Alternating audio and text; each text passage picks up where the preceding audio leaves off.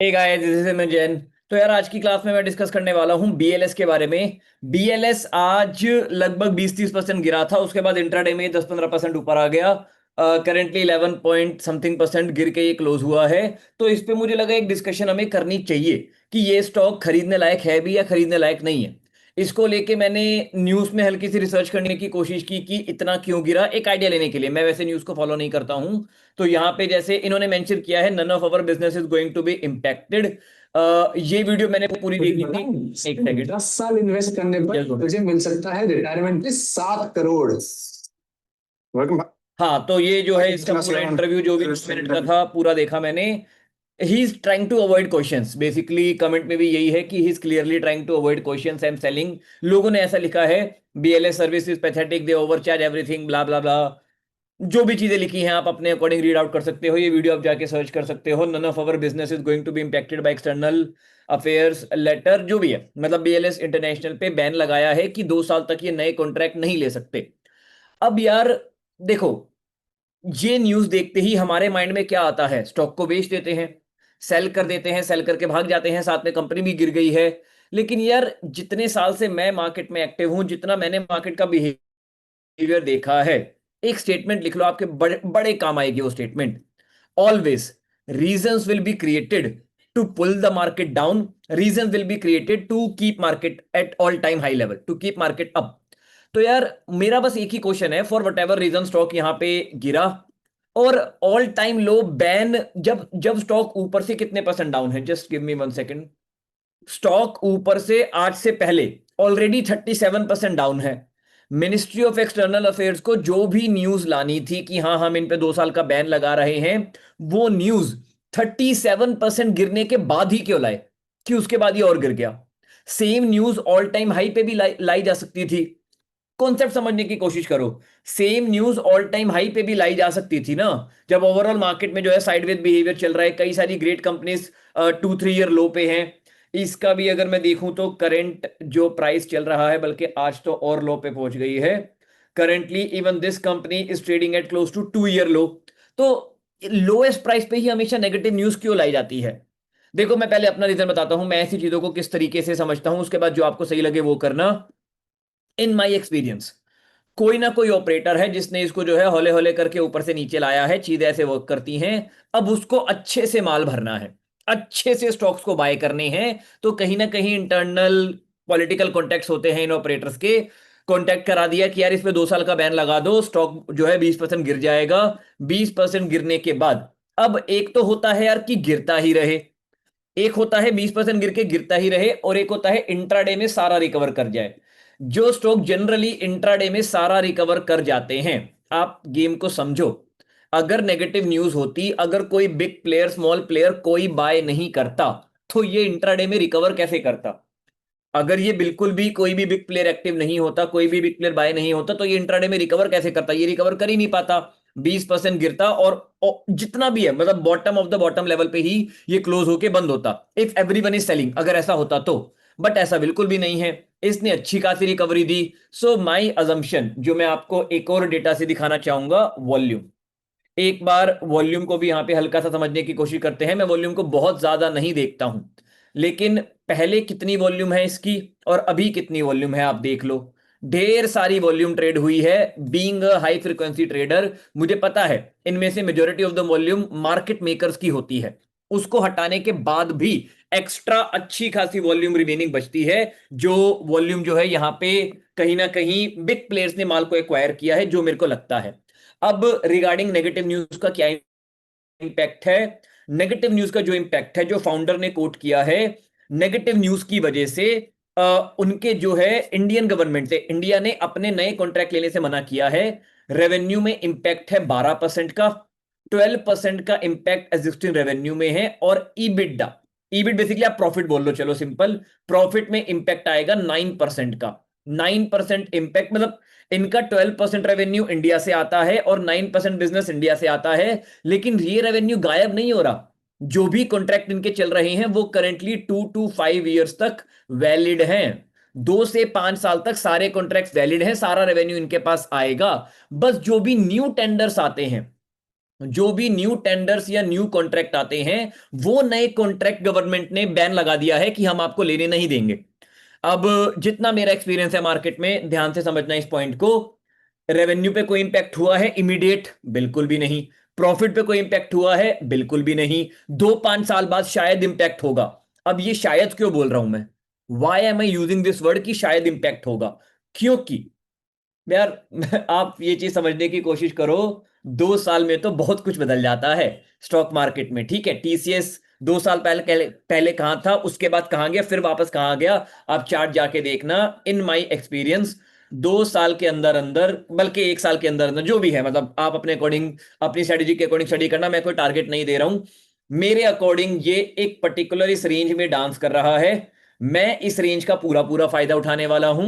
1.5-2 साल के अंदर अंदर ये इस लेवल पे आ जाएगा, and at that moment it will be giving me close to 45% gain. मैंने बीच में कहीं बाय किया है, मुझे 45% का गेन मिल रहा होगा। उसके बाद न्यूज आएगी कि गवर्नमेंट ने जो बैन लगाया था, वो गवर्नमेंट ने बैन हटा दिया। अब ये टेंडर में न्यू टेंडर के लिए अप्लाई भी कर सकता है, बिडिंग भी कर सकता है। नए नए जो है, इनका रिसेंटली यूआईडीआई के साथ भी इनकॉर्पोरेशन हुआ है। ये बैंक्स के भी कस्टमर ऑनबोर्डिंग करता है, बहुत फैला हुआ बिजनेस है बीएलएस का। सारी चीजें जो कर रहा है करता रहेगा, बस जो हल्का सा रेवेन्यू में इंपैक्ट था वो भी हट जाएगा। ये न्यूज टॉप पे आएगी, उसके बाद ब्रेकआउट ट्रेडर्स आएंगे टॉप पे, और फिर शायद वापस गिर जाए, या जो भी हो, मेरे को नहीं पता। मैं बस आपको ऑपरेटर गेम समझाने की कोशिश कर रहा हूं कि चीजें मार्केट में किस तरीके से वर्क करती हैं। सारी न्यूज को फेस वैल्यू पे लेना बंद करो। आप समझिए, आप एक लॉजिक समझो ना। ये स्टॉक टॉप से लगभग 40% डाउन है।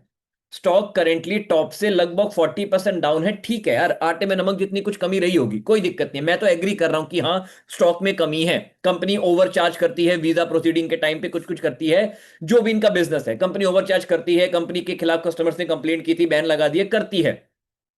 लेकिन फिर कंपनी मेरे को 40% डिस्काउंट पे भी तो मिल रही है ना। लेकिन क्या इसके प्रॉफिट 40% गिरे हैं? एक बार ये देख लेते हैं यार, before going into the business. एक बार मोटा मोटा प्राइस इसका काफी करेक्ट हुआ है। एक होता है ये पी रेशो, ठीक है। ये जो टीटीएम है, trailing 12 month earning per share, ये रिप्रेजेंट कर रहा है इनकी शानदार बढ़ती हुई ग्रोथ। सेल्स एंड प्रॉफिट दोनों ही लगातार काफी शानदार तरीके से यहां पे ग्रो कर रहे हैं।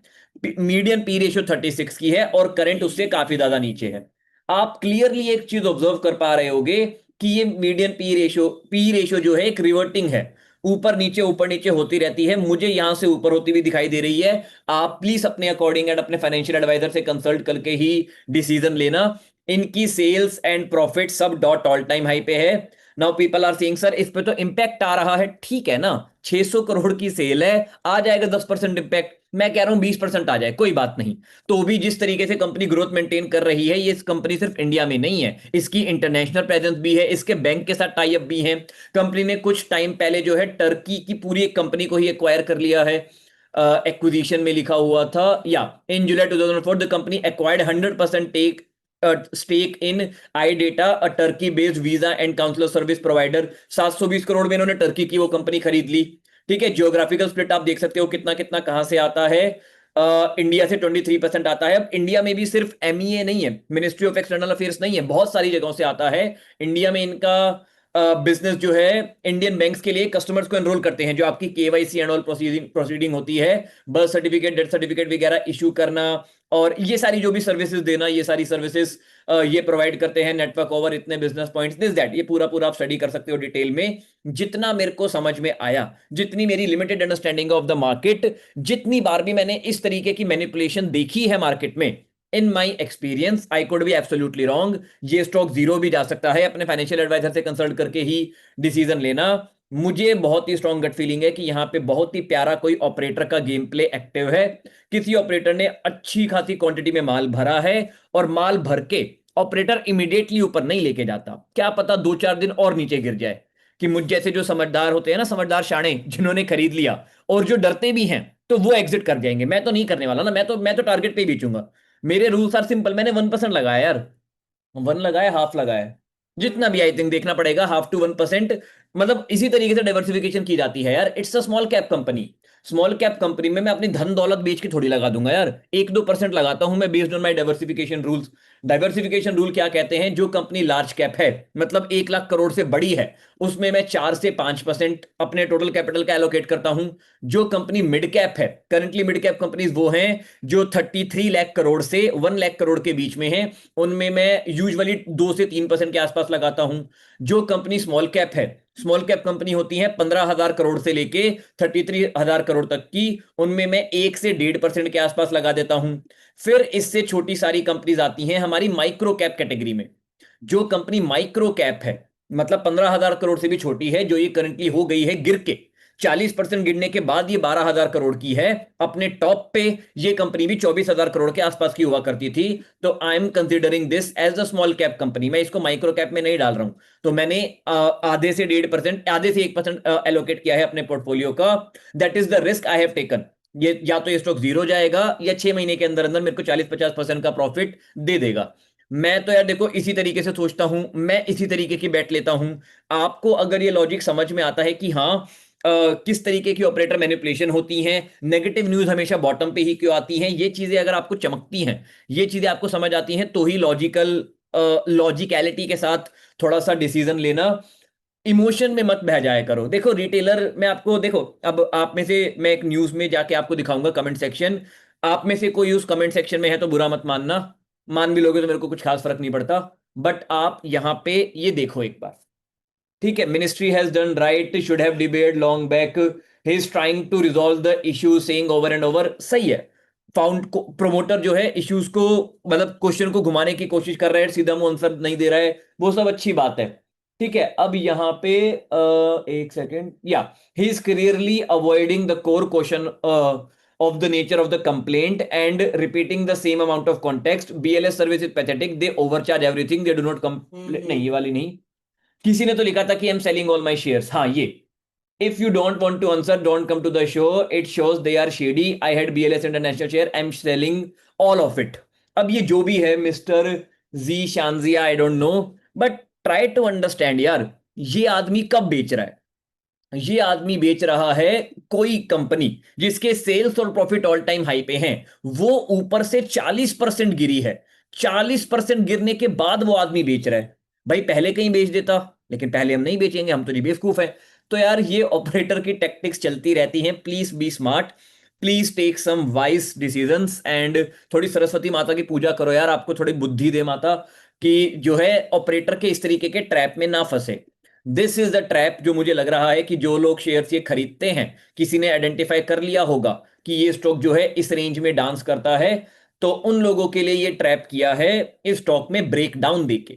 जब भी स्टॉक में ब्रेकडाउन आता है लोग जनरली स्टॉक को बेचते हैं, मैं ऐसा नहीं करता, मैं वैसी केस में स्टॉक को खरीदता हूं, क्योंकि मुझे पता है स्टॉक वापस से अपने रेजिस्टेंस लेवल पे, टारगेट पे जाएगा। This is how I am taking calls in the market. मैं ये कर रहा हूं, सही है गलत है ओनली टाइम विल टेल। अगर गलत हुआ तो मेरा आधा परसेंट जीरो हो जाएगा, सही हुआ तो उस आधे परसेंट पे मैं 40-50% का प्रॉफिट निकाल लूंगा 6 महीने के अंदर अंदर। और प्रॉफिट निकालने के बाद मेरे को पूरी जिंदगी होल्ड नहीं करना है, मेरे को शादी नहीं करनी है स्टॉक से। आधा परसेंट कह रहा हूं मैं, 40% वो प्रॉफिट निकालने के बाद मैं दूसरी कंपनी ढूंढूंगा जो अगेन नीचे गिरी हुई होगी, जिस कंपनी की अगेन नेगेटिव न्यूज होगी। तो इस तरीके से डिसीजन लो यार, बहुत पैसा बनेगा। थोड़ा सा लॉजिक अपना रिफाइन करो, start thinking like this and you will make money for the rest of your life. Operator के ट्रैप में मत फंसो। ये न्यूज को मैनिपुलेट करना उनकी लिटरली चिद्दी उंगली का काम है। ऑपरेटर्स अपनी चिद्दी उंगली से सारी न्यूज, सारी मीडिया, सब कुछ बड़े आराम से मैनिपुलेट कर सकते हैं। नहीं होता मुझ पे भरोसा, एक चीज मैं आपको दिखाता हूं, एक चीज, मतलब at that point in time even I was stupid and मैंने बहुत पैसा लूज किया था जब मार्केट बढ़ रही थी। मैं आपको बताता हूं क्या हुआ था। When market was going up, जब बैंक निफ्टी नीचे आ गया था, मैंने ये मार्क किया हुआ है आपके लिए, जब बैंक निफ्टी यहां कहीं नीचे आ गया था, तो हमारे देश के आरबीआई गवर्नर की न्यूज आई थी कि इंडियन बैंक के, ओ सॉरी आई थिंक चार्ट नहीं दिख रहा है, जस्ट गिव मी 1 सेकेंड, या जब बैंक निफ्टी गिर के यहां पे आ गया था ना इधर कहीं, तब न्यूज आई थी कि हमारे इंडियन बैंक के एनपीए बढ़ सकते हैं। एनपीए बढ़ने का मतलब कि सारे बैंक के आगे प्रॉफिट्स खराब आ सकते हैं, इसकी काफी ज्यादा पॉसिबिलिटी है। सारे लोगों ने बोला बैंक बेचो, बैंक निफ्टी गिरेगा गिरेगा गिरेगा गिरेगा, मैंने भी बैंक निफ्टी शॉर्ट किया, 2-4 दिन गिरा भी, उसके बाद क्या रॉकेट बना है, and I missed whole this rally. ये पूरी रैली मैंने मिस की है। आई लॉस्ट 5 लाख रुपीज जब मेरे को पैसा बनाना चाहिए था। क्यों? क्योंकि मैंने अपने देश के आरबीआई गवर्नर पे भरोसा किया। वो जो न्यूज आई थी कि यहां पे बैंक निफ्टी के एनपीए बढ़ सकते हैं, मैंने उस न्यूज को एक नेगेटिव सेंटीमेंट, बैंक निफ्टी के लिए नेगेटिव न्यूज लेके ट्रीट किया। शॉर्ट टर्म में न्यूज सही थी, डजंट मैटर, 2-4 दिन जो है डिफाइन नहीं करती है आपके मार्केट के करियर को। 2-4 दिन के लिए वो न्यूज सही थी, उसके बाद रॉकेट बढ़ा, आई लॉस्ट एवरीथिंग। एवरीथिंग तो क्या मतलब, 5 लाख का लॉस हुआ था। तो मुझे ऑब्वियसली भरोसा नहीं करना चाहिए था। I am not blaming him, I am just teaching you कि यार चीजें ऐसे ही वर्क करती हैं। बीएलएस भी शॉर्ट टर्म में कहां जाएगा मेरे को नहीं पता, मैं अब शॉर्ट टर्म नहीं सोचता हूं। बीएलएस इंटरनेशनल शॉर्ट टर्म में कहां जाएगा, आई हैव 0% क्लू, 0% आइडिया। लेकिन यार ये 6 महीने 1 साल में मेरे को 40% का प्रॉफिट देगा, इतना मेरे को 1000% कॉन्फिडेंस है अपनी एनालिसिस में एंड मार्केट के बिहेवियर पे। तो आपको अगर ये एनालिसिस अच्छी लगी है तो कमेंट में thank you for this video जरूर जरूर लिखना। मिलता हूं मैं आप लोगों से नेक्स्ट वीडियो में। Bye bye, take care and happy investing. And आपके स्टॉक को लेके क्या व्यूज है, do let me know in the comment section. Bye bye, take care, happy investing and जय हिंद। Bye bye.